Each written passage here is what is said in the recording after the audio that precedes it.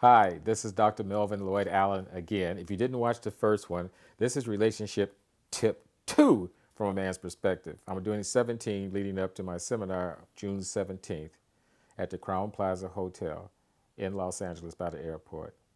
It's $195 and it would be one of the best investments you've ever made.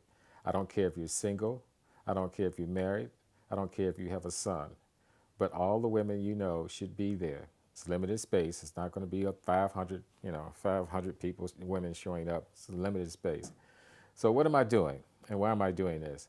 Well, I'm 70 years old and I've been on a journey that's been quite unusual.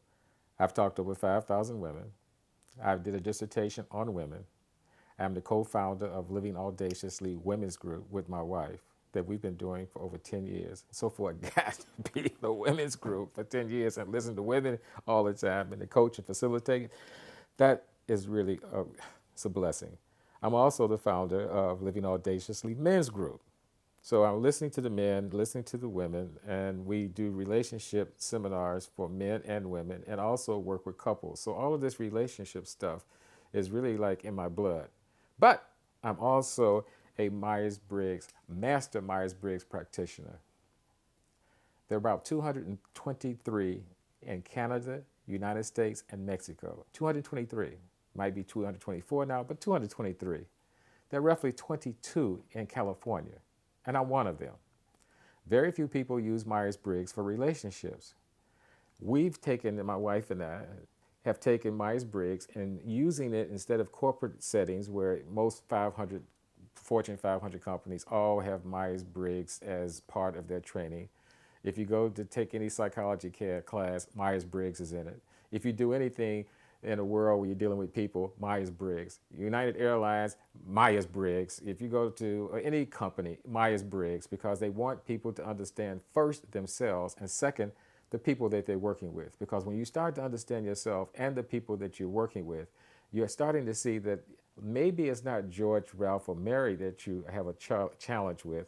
Maybe it's their type. And when you start to see that there's certain types that act and perform a particular way and have a preference for doing things one way versus another way, then all of a sudden the light bulb goes off. You go, oh, it really isn't the person, it's the type. So there's 16 different types. And so what I created from the Man's Perspective seminar is 16 different men, and these men will answer questions. You give us the questions, we'll answer the questions. This is the 4th time I've done this, so I have a pretty good idea of what women basically want to know about relationships and men. So by combining Myers-Briggs with the men and having 16 men, you will hear them answer the questions, and they will answer the questions differently based on their personality type. And based on that, you'll be able to have an alignment with which ones work and which ones don't work. Because if they don't work, they don't work. So the first tape I made, I said, what was the question? Oh, the question is how did you learn about relationships?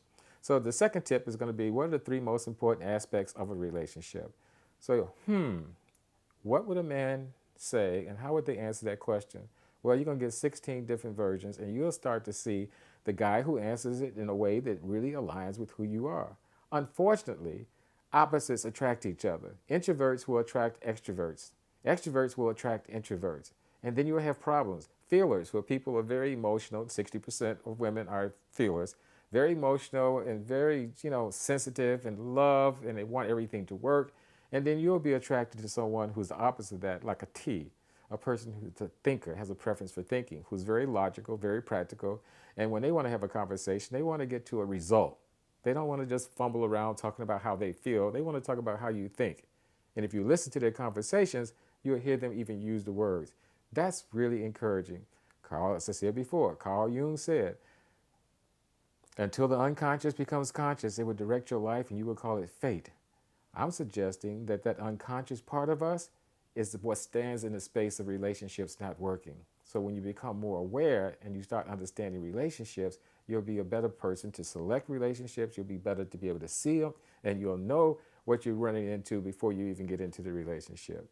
So if men were to answer that question, what are the important aspects of relationships? That could be pretty valuable for women to be able to see and hear and understand consciously what they're dealing with.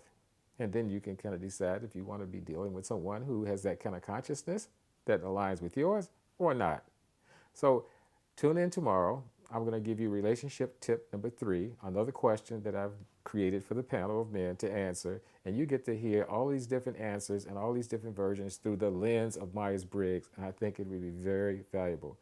June 17th, $195, Crown Plaza Hotel, LAX, right by the airport. And it's from 9 o'clock in the morning to 6 o'clock in the evening. 2 panels of men, and I'm throwing in lunch because I'm a great guy. Okay? So thank you, and tune in tomorrow to find out another question that will be answered in the seminar.